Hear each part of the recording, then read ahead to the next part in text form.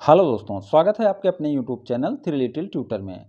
जैसा कि आप लोग जानते हैं कि केंद्रीय विद्यालय में बाल वाटिका 3 के लिए एप्लीकेशन फॉर्म भरे जा रहे हैं। ये एप्लीकेशन फॉर्म अभी आए हैं और ये 23-24 के लिए आए हैं।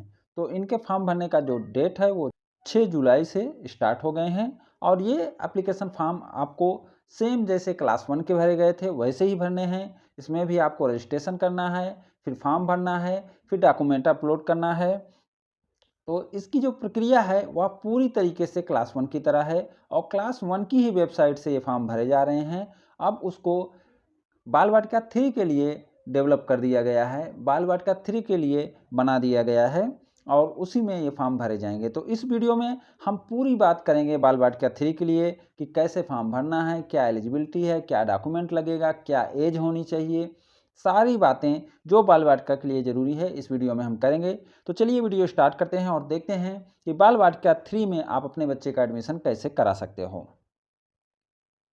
बाल वाटिका 3 में एडमिशन स्टार्ट हो चुके हैं और बाल वाटिका 3 में एडमिशन के लिए आपको जो जो जानकारी ज़रूरी है वो है टाइप ऑफ केवी। आपको पता होना चाहिए कि केवी कितने प्रकार के होते हैं। तो इस वीडियो में हम आपको बताएंगे कि केवी कितने प्रकार के होते हैं। उसके बाद कैटेगरी, जो प्रियोरिटी कैटेगरी होती है उसके बारे में आपको जानकारी होनी चाहिए क्योंकि बाल वाटिका 3 में भी प्रियोरिटी कैटेगरी लागू हो रही है। फिर तीसरा चीज़ है एज लगभग सबको मालूम है लेकिन मैं इसमें एज को भी इंक्लूड किया हूँ। उसके बाद है डेट आपको मालूम है और इसमें भी मैं पूरा डेट के साथ, शेड्यूल के साथ पूरा डेट बताऊंगा। उसके बाद है डॉक्यूमेंट, मोस्ट इंपॉर्टेंट डॉक्यूमेंट। आपको डॉक्यूमेंट क्या क्या लगेंगे ये मैं इसमें बताऊंगा। फिर है रिजर्वेशन, केंद्रीय विद्यालय में जो रिजर्वेशन लागू होता है क्या वह रिजर्वेशन बाल वाटिका 3 में भी लागू होगा या नहीं होगा, इस वीडियो में उसको भी कवर करेंगे। और लास्ट है आरटी कोटा, क्या आरटी कोटा का लाभ बाल वाटिका के एडमिशन में मिलेगा या नहीं मिलेगा, वो भी इस वीडियो में हम बात करेंगे। तो चलिए वीडियो स्टार्ट करते हैं और सबसे पहले देख लेते हैं कि केंद्रीय विद्यालय कितने टाइप के होते हैं। तो केंद्रीय विद्यालय दो तरह के होते हैं, एक होता है केवी अंडर सिविल या डिफेंस सेक्टर। तो एक टाइप का जो केंद्रीय विद्यालय होता है वह होता है सिविल या डिफेंस सेक्टर में। ये केंद्रीय विद्यालय ज़्यादा होते हैं। देश में जितने भी केंद्रीय विद्यालय हैं, जो 1200 समथिंग केंद्रीय विद्यालय हैं, उनमें सबसे ज़्यादा केंद्रीय विद्यालय सिविल और डिफेंस सेक्टर में ही हैं। और दूसरा जो होता है वह होता है केवी अंडर पब्लिक सेक्टर अंडरटेकिंग या आईएचएल, हायर लर्निंग इंस्टीट्यूट। तो ये जो होते हैं ये बहुत कम होते हैं। और ये कौन से केंद्रीय विद्यालय होते हैं, ये जो दूसरा टाइप का केंद्रीय विद्यालय है यह किसी इंस्टीट्यूट में, किसी कंपनी में जो केंद्रीय विद्यालय होते हैं उन्हीं को कहा जाता है केवी अंडर पब्लिक सेक्टर अंडरटेकिंग या आईएचएल। तो जैसे किसी एनआईटी में केंद्रीय विद्यालय है, किसी बड़ी कंपनी जैसे एनटीपीसी में है, किसी ऐसे जगह में जिसमें वो कंपनी उस केंद्रीय विद्यालय को स्पॉन्सर करती है, उस केंद्रीय विद्यालय का देखरेख करती है, वह केंद्रीय विद्यालय उस कंपनी के अंदर है, तो वह होता है केवी अंडर पब्लिक सेक्टर अंडरटेकिंग या आईएचएल।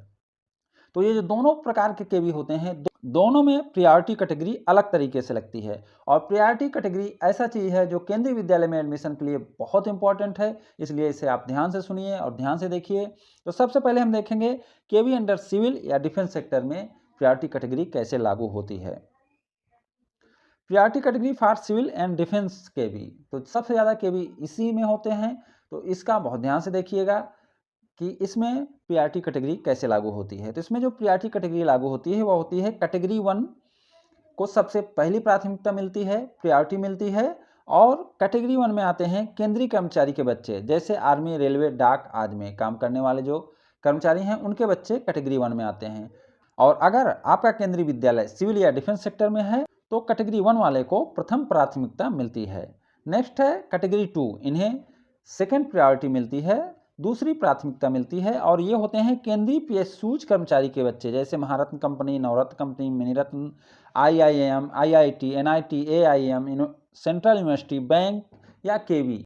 तो जो कर्मचारी इन संस्थानों में काम करते हैं उनके बच्चे को सेकंड प्रायोरिटी मिलती है, किसमें, सिविल एंड डिफेंस केवी में।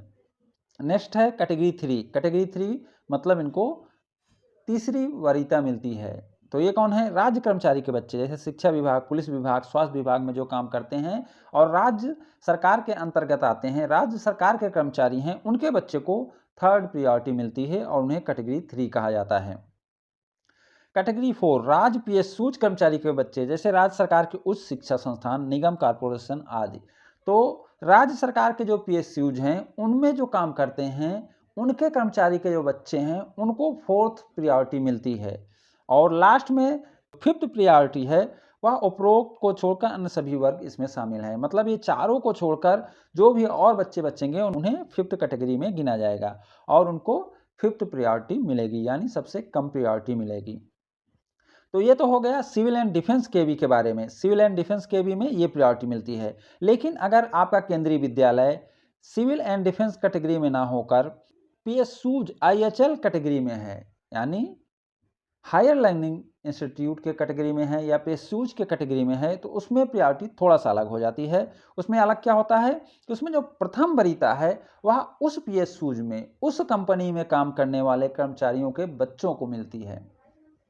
जैसे पहले में आप देखे थे कि केंद्रीय कर्मचारी के बच्चों को प्रथम वरीयता मिलती थी, लेकिन अगर पीएसयूज या आईएचएल के भी है तो उसमें पीएसयूज या आईएचएल के कर्मचारी के बच्चों को प्रथम वरीयता मिलेगी। उसके बाद सेंट्रल गवर्नमेंट को मिलेगी, उसके बाद सेंट्रल गवर्नमेंट के पीएसयूज के कर्मचारी के बच्चों को मिलेगी, उसके बाद राज्य कर्मचारी के बच्चों को मिलेगी, उसके बाद राज्य कर्मचारी के पीएसयूज के कर्मचारी के बच्चों को मिलेगी, और उसके बाद 6th जो है वो उपरोक्त सभी को छोड़कर अन्य जो अप्लाई किए होंगे उनको मिलेगी। तो इसमें अंतर क्या है, इसमें प्रथम वरीयता जो है वह पीएसयूज या आईएचएल कर्मचारी के बच्चे को मिल जाती है, क्योंकि वो उसी के अंदर है, उन्हीं की सुविधा के लिए वह केंद्रीय विद्यालय बनाया गया है, इसलिए उन्हें प्रथम वरीयता मिल जाती है। नेक्स्ट है बाल वाटिका 3 की उम्र की कट ऑफ डेट। तो बच्चे की उम्र 5 से 6 साल के बीच होनी चाहिए।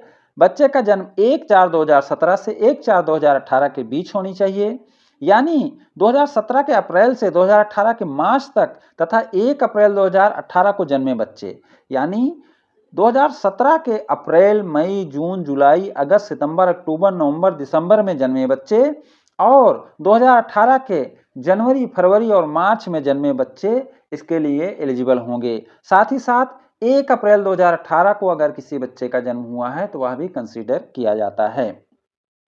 नेक्स्ट है एडमिशन शेड्यूल फॉर बाल वाटिका 3। तो ये एडमिशन शेड्यूल जारी कर दिया गया है और ये एडमिशन शेड्यूल है। नोटिफिकेशन 5 जुलाई तक आना था। ऑनलाइन रजिस्ट्रेशन 6 जुलाई से शुरू है। लास्ट डेट ऑफ रजिस्ट्रेशन 18 जुलाई है 7 बजे शाम तक, और लॉटरी या वेटिंग लिस्ट जो निकलेगी वह 20 जुलाई को निकलेगी। एडमिशन स्टार्ट होगा 21 जुलाई से 28 जुलाई तक और क्लास शुरू हो जाएगी 29 जुलाई से। तो ये पूरा शेड्यूल आया है, इसी शेड्यूल पे एडमिशन होना है और ये ऑफिशियल शेड्यूल है। नेक्स्ट है डॉक्यूमेंट फॉर एडमिशन। ये मोस्ट इंपॉर्टेंट है क्योंकि डॉक्यूमेंट आपको पता होना ही चाहिए। तो आपको फॉर्म भरते वक्त ज़्यादा डॉक्यूमेंट की ज़रूरत नहीं होती, लेकिन मैं कहूँगा कि फॉर्म भरते वक्त भी आप सारे डॉक्यूमेंट लेके बैठें, क्योंकि उसी डॉक्यूमेंट से आपको डिटेल भरना होता है और डिटेल सही भरा जाना चाहिए। अगर आप डॉक्यूमेंट से देख के भरेंगे तो डिटेल सही भराएगा और बाद में आपको कोई दिक्कत नहीं होगी। तो चलिए डॉक्यूमेंट देख लेते हैं। सबसे पहला डॉक्यूमेंट है बच्चे का जन्म प्रमाण पत्र। तो बच्चे का जन्म प्रमाण पत्र होना चाहिए, बच्चे का फोटो होना चाहिए जो कलर फोटो होना चाहिए और पासपोर्ट साइज का होना चाहिए।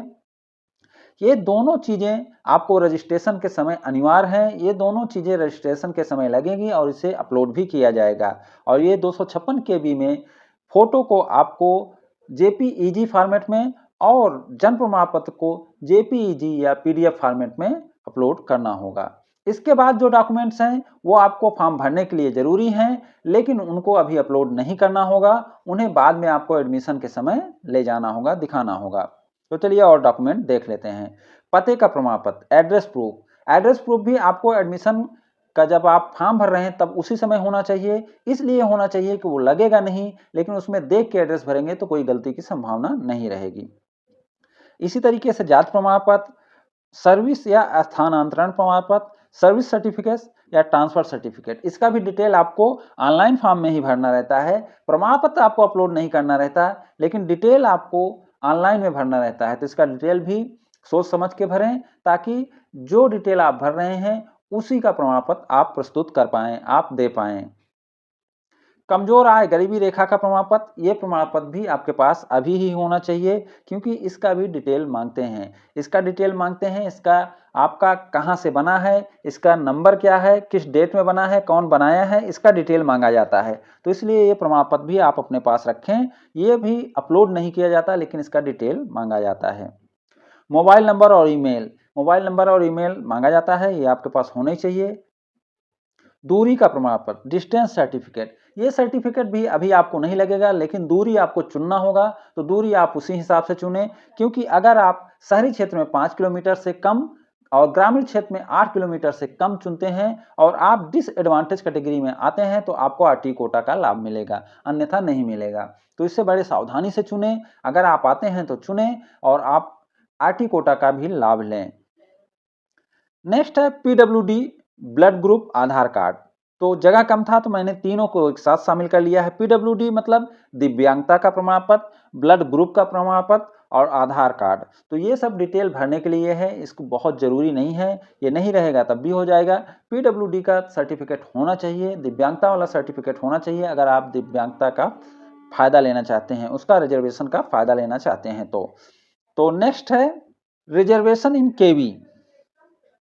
तो केंद्रीय विद्यालय में किस कास्ट को कितना रिजर्वेशन मिलता है वो देख लेते हैं। तो शेड्यूल कास्ट को 15% रिजर्वेशन मिलता है, शेड्यूल ट्राइब को 7.5% मिलता है, ओबीसी एनसीएल को 27% मिलता है, पीडब्ल्यूडी को 3% मिलता है और आरटी के लिए 25% कोटा निर्धारित रहता है।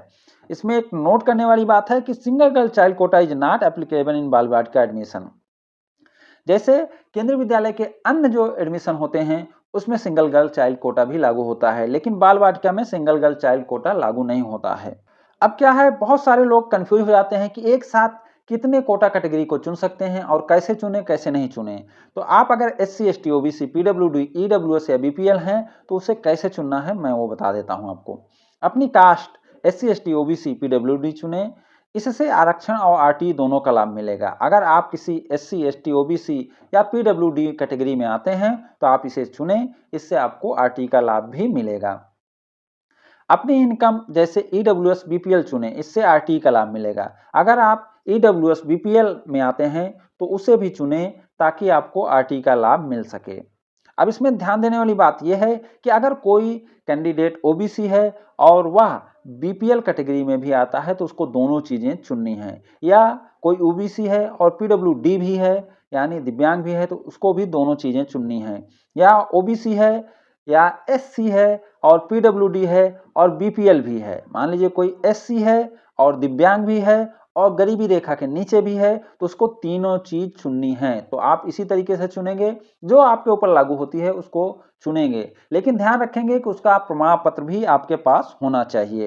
वीडियो बहुत लंबा हो जा रहा है, आगे बढ़ते हैं। मेथड ऑफ एडमिशन इन केवी।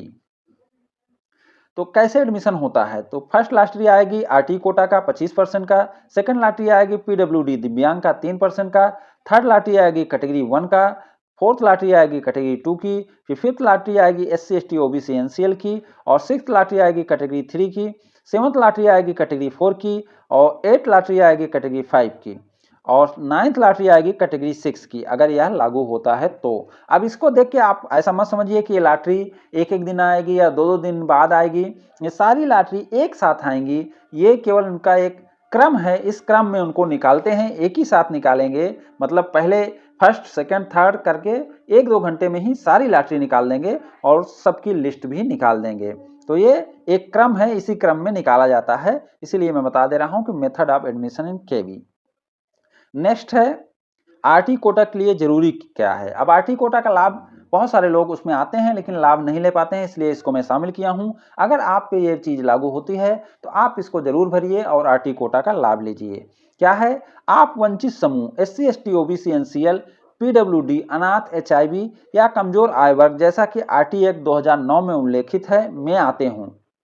तो पहली शर्त क्या है, आरटी कोटा के लाभ के लिए पहली शर्त यह है कि आप वंचित समूह में आते हों, और दूसरी शर्त है आपका घर शहरी क्षेत्र में 5 किलोमीटर और ग्रामीण क्षेत्र में 8 किलोमीटर की रेडियल दूरी में आता हो। अगर आप ये दोनों शर्त पूरी करते हैं तो आपको आरटी कोटा का लाभ मिल जाएगा। आरटी कोटा के लिए जरूरी डॉक्यूमेंट्स, वंचित समूह का प्रमाण पत्र, अगर आप किसी डिसएडवांटेज ग्रुप में आते हैं तो उसका सर्टिफिकेट आपके पास होना चाहिए। कमजोर आय का वर्ग प्रमाण पत्र, आपके पास लो इनकम सर्टिफिकेट होना चाहिए। अगर आप कमजोर आय वर्ग में आते हैं तो इसका सर्टिफिकेट होना चाहिए। इसका सर्टिफिकेट क्या होता है? ईडब्ल्यूएस या बीपीएल सर्टिफिकेट ही मान्य होता है। तो ये दोनों चीजों में से एक चीज आपके पास होना चाहिए, या दोनों है तो भी चलेगा, लेकिन एक चीज कम से कम होना चाहिए। साथ ही साथ डिस्टेंस सर्टिफिकेट, स्व घोषणा पत्र, तो आपको डिस्टेंस सर्टिफिकेट भी देना होता है। तो डिस्टेंस सर्टिफिकेट आपको एडमिशन के समय देना होता है। अभी ऑनलाइन फॉर्म भरते वक्त आपको दूरी चुनना रहता है कि आप शहरी क्षेत्र में 5 किलोमीटर या ग्रामीण क्षेत्र में 8 किलोमीटर से कम दूरी पर निवास करते हैं, केंद्रीय विद्यालय से कम दूरी पर निवास करते हैं। मतलब आपका घर केंद्रीय विद्यालय से शहरी क्षेत्र में 5 किलोमीटर और ग्रामीण क्षेत्र में 8 किलोमीटर के अंदर आता है। तो ये संपूर्ण जानकारी आपको कैसी लगी आप कमेंट करके जरूर बताएं। अगर ये वीडियो आपको अच्छा लगा हो तो इसे लाइक एंड शेयर करें और हमारे चैनल को सब्सक्राइब भी करें। Thank you for watching.